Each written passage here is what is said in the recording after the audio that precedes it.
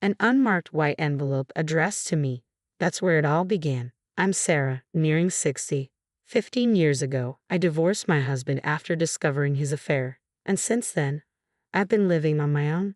For the past year, I've been staying with my second son and his girlfriend, Daisy. My eldest son, Tom, now 35, lives in an apartment near his workplace.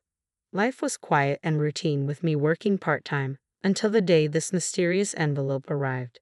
It was crudely marked with my name and address with no indication of a sender. Inside was a hotel bill. What's this? I wondered aloud. Upon closer inspection, I realized the bill wasn't addressed to me but to my eldest son, Tom. It detailed wedding and reception expenses dated about 2 weeks ago. What could this mean? Did Tom get married? Tom had a girlfriend I met once a few months back, but there was no mention of marriage at the time. I didn't have the best impression of her. Her name was Michelle, if I recall correctly. She barely made eye contact and seemed constantly uncomfortable, punctuating her speech with and oh as if something was bothering her. Could it be that Tom actually married her? I quickly called Tom, but he didn't answer, likely because he was at work. I decided to leave a message on the landline at the apartment where Tom lived, and to my surprise, a woman picked up. It was Michelle. When she realized it was me, she spoke with irritation. Ah, this is why I told Tom we should get rid of this landline. What does this mean? Did you two get married?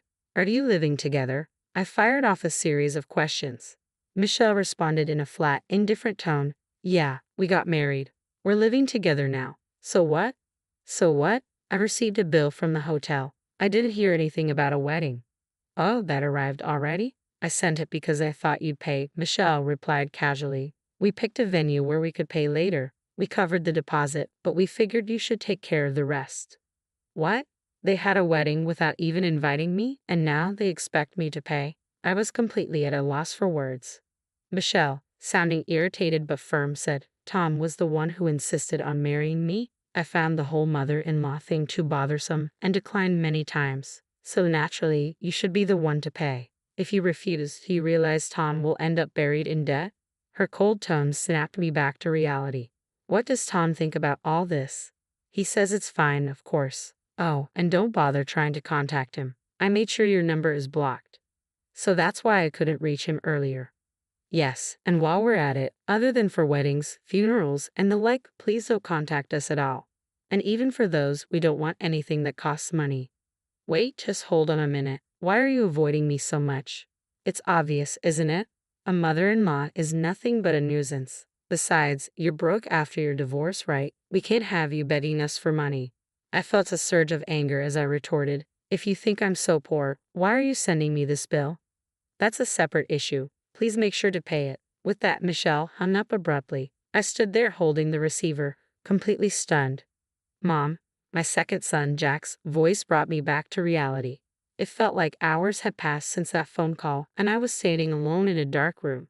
Tears overflowed as I explained everything to Jack. He hadn't heard anything about Tom's marriage and was now fuming with anger. It's unbelievable. That wife of his, she seems like trouble, doesn't she? I thought she might be a good match for my brother, but now.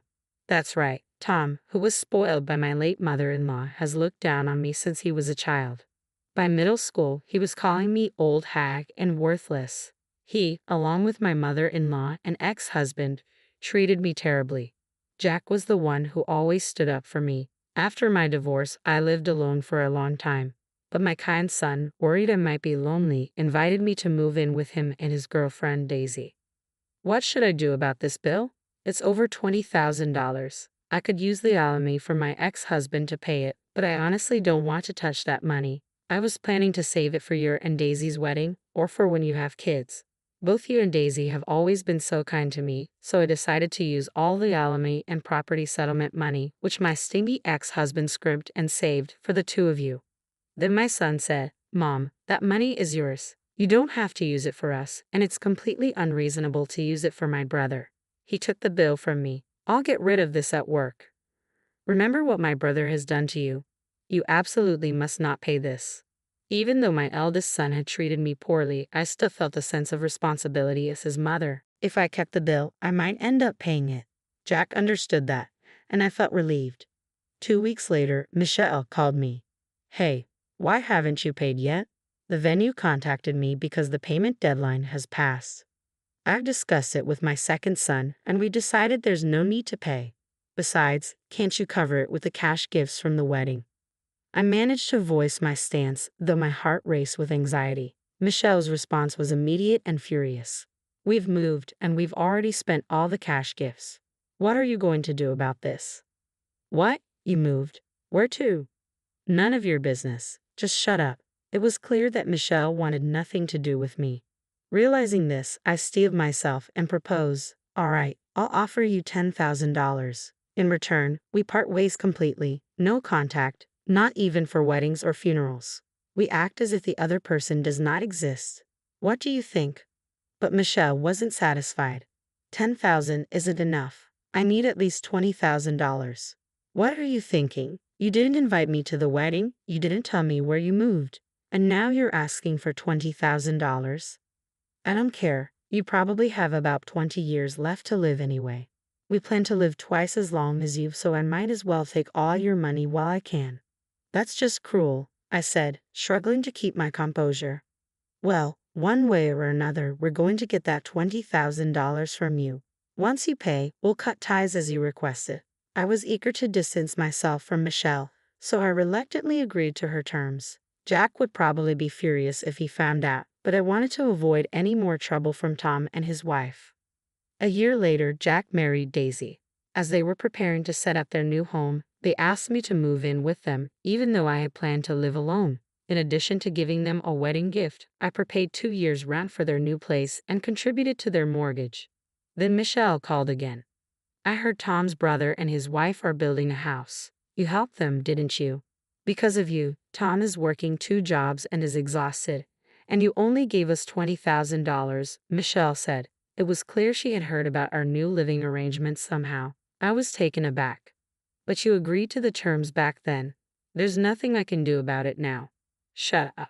We're having a baby. What are you going to do about that? Oh, really? Congratulations. But remember, we agreed to cut all ties, so I'm not giving you a penny.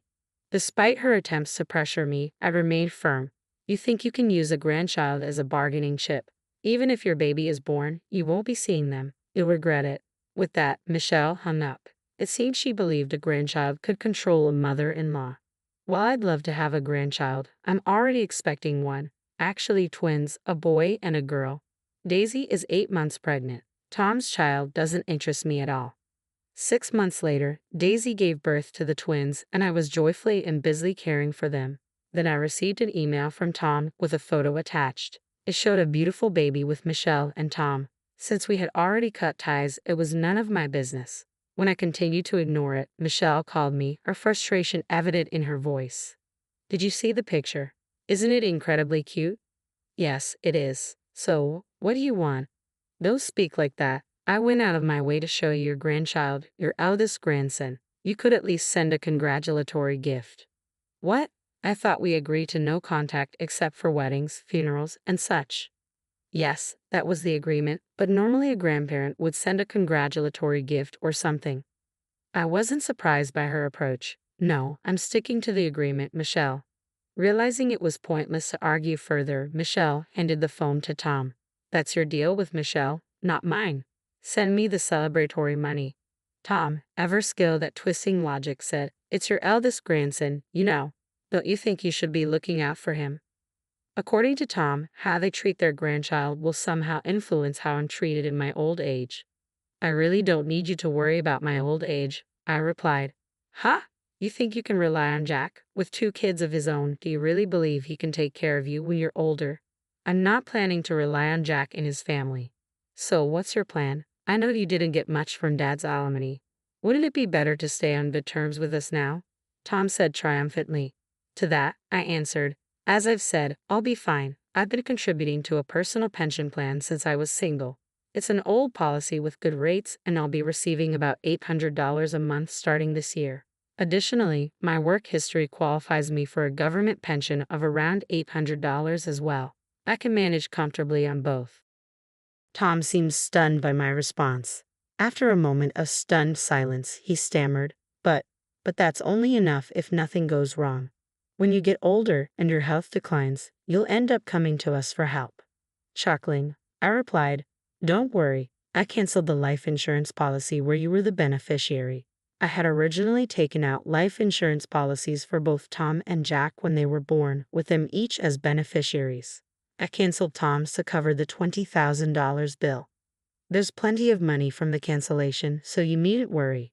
Canceled. Are you serious? Yes, indeed. It's a shame, really. If I hadn't canceled it, you would have received about $100,000 when I pass away. No way.